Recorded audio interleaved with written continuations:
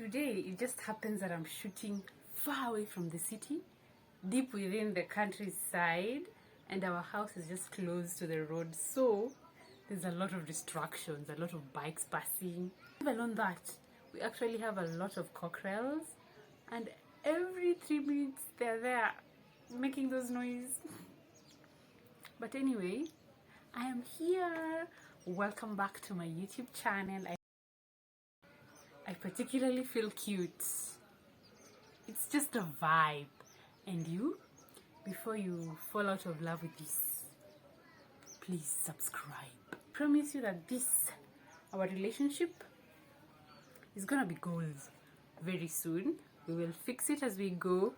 We will make mistakes and learn, but it's gonna be a long-term relationship. So subscribe, because you're here to stay.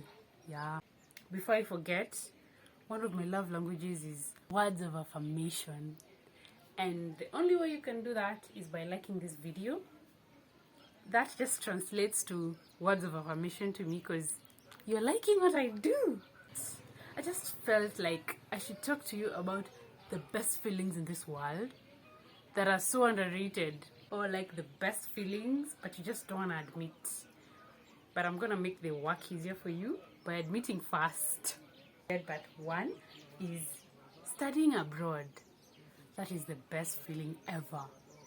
Like, I study in Nairobi and that is studying abroad, because let me put it well, studying in Nairobi, I come from Kakamega, and not Kakamega town, like deep within Kakamega, towards the edges of Kakamega County. And so going to Nairobi to me feels like studying abroad. You know why? Because I take 8 hours all the way from Kakamega to Nairobi, where my school is. And imagine, 8 hours is the same amount of time someone who's leaving JKIA to Heathrow Airport in London will take. So what's the difference between you who's going to London and me who's coming from Kakamega to Nairobi? The time is the same. So as far as I'm concerned, we both study abroad. It's just that you go on air and I take the road, but it's 8 hours long either way. And another thing, coming from Kakamega, it's even closer to Uganda than it is to the capital, which is Nairobi. I mean, we are closer to another country than we are to our own capital city. And for me, that is just abroad. Nobody's gonna convince me otherwise. I've always wanted to study abroad, but I ended up in Nairobi, which is still abroad. And again, another thing, the good part about studying in Nairobi, abroad, is that you don't even need a passport. This is just the best feeling ever. Every time I come from home to go to Nairobi, I stay there for like 4 months, even 5, even a whole year without coming back and traveling back home. I start preparing like 2 weeks in advance. That's the same thing I hear people who are coming from maybe USA back home to Kenya. They also take that amount of time to prepare. And if you look at me well, I would rather be in Paris. Look. Bonjour, comment ça va? But the thing is, I have a phobia for heights. This thing is insane. It's just in my head and it can't go away.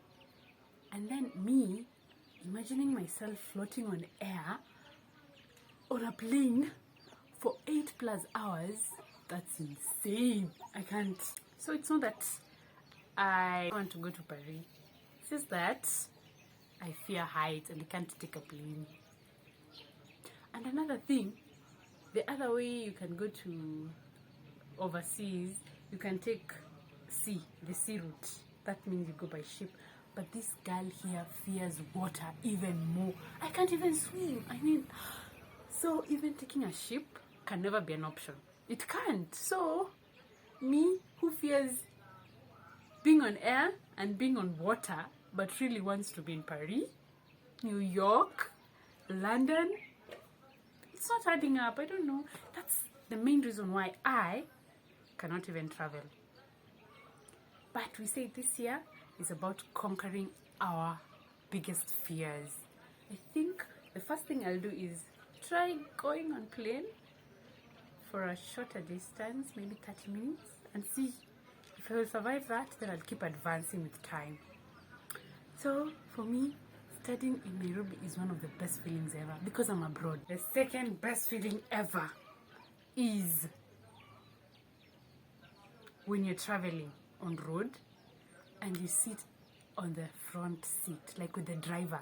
Time I'm traveling, especially these long distances, maybe from Nairobi to Western or from Nairobi to Mombasa, the long distance kind of traveling, I always prefer sitting with the driver.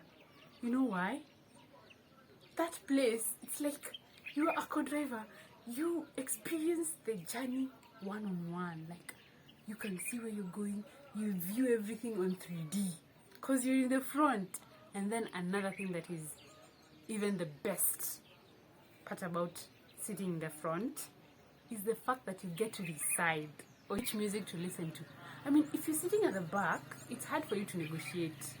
By the time you even get to tell the driver to change the music, or maybe it's just some lame. Okay, no music is lame, but you know you have to judge with the occasion. Now you're traveling, you need something hypey. And then sometimes you find the driver or whoever puts the music just puts some song that is not for the occasion.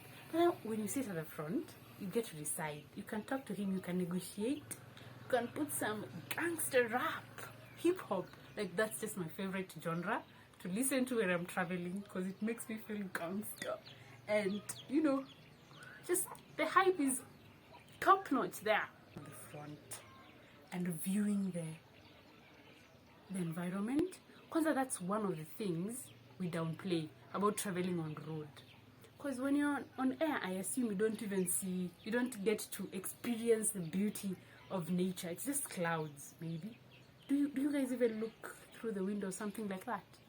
I doubt. But for us, for me, whenever I sit with the driver, it's just beautiful to look around and see, and especially when you're passing through, when you're traveling to the Rift Valley. Oh my God, the scenes are just out of this world. When you're going through, what is this road called? Mahimahu, then Narok, then Bomet, and then maybe when you're coming from those sides, from Oyugis, come to, is it Katito? Chabera, that road to Sondu. Oh my God, those places are to die for while on road. And when you're sitting with the driver, amazing. A third feeling that is just the best feeling ever is when you first fall in love. It's like you're floating on the clouds, or you are walking. There's no gravity. I don't know about you, but for me, love makes me feel dangerous. It makes me feel like I can take on any assignment. I can do anything to be with this person. Every time this love interest passes, or you get to see them, the whole world stops, literally. I can't even explain it further because I don't know how best to put these things in words. But the feeling is so surreal. You can't even imagine them to have any fault, even this tiny, because it's like your vision is blurred. Sometimes you love people you've never even met. That's one thing I realized. And I feel like it's also a strategy, like even with celebrities. You see someone, you've never seen them in person, but you're in love with them. And you can pay a lot of money to go to their concert or just to go see them now in person because you already have this love idea in your head. Oh my God. This is just for yet another video. Number 4 things that I feel are the best feelings ever, especially for me when I was a child, living far away from the city, what we call Ushago or countryside. Oh my God. Being in a car was like the best feeling ever that time. Leave alone these days when cars are just a normal thing. Everyone has a car. This is 2022, for crying out loud. But back then, when I was like 10, 11, 5, 6 there, the whole village, only one person had a car. And it was not his. A visitor had come visiting, and so they came with a car. So we assumed there's a car in that Boma, these people have a car and they're rich. Like, having a car was the trademark or the epitome of wealth. And I remember one time, one of my uncles bought a car for the first time. And so when we would go to church, he'd come with his car. But he's my uncle, we don't live in the same place. So after church, I would go and wait to see if he has a lot of people to carry. And if he doesn't, I beg to be carried way back home in his car. And while in his car, I make sure I lower the windows and wave to my friends outside. And they would all follow the car and praise me that I'm in a car. This might sound weird, but it was true. Like, people, that is how cars were those days. And that whole following week, kids just look at me like I'm the cool kid, I'm the rich kid, because I was in a car, which wasn't even ours. And from that day, I just told myself I want to own a car. I will own a car. Because I thought having a car was like something so big. If you just told me you could carry me in your car, I would do anything. And that's why in schools we used to be told, don't get used to being told to go into a stranger's car because you might be kidnapped. That time, it made a lot of sense because children could be easily duped by people who had cars. Cars were scarce.